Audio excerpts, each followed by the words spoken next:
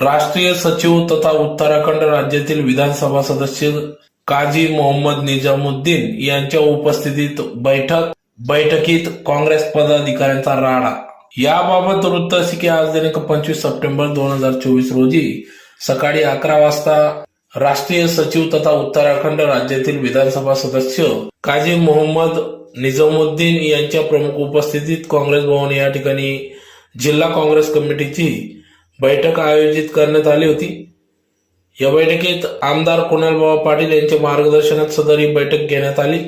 तर या प्रसंगी या ठिकाणी उत्तर महाराष्ट्र पक्षाचे प्रभारी श्रीमती प्रभाताई शिंदे, प्रदेश उपाध्यक्ष भाई नगराडे, माजी खासदार बापू चौरे, माजी आमदार DS आहिरे, प्रदेश सचिव युवराज आबा करंकाड, रणजित पावरा, धुळे जिल्हा काँग्रेस कमिटी अध्यक्ष श्यामकांत सनेर, धुळे शहर काँग्रेस अध्यक्ष डॉ. अनिल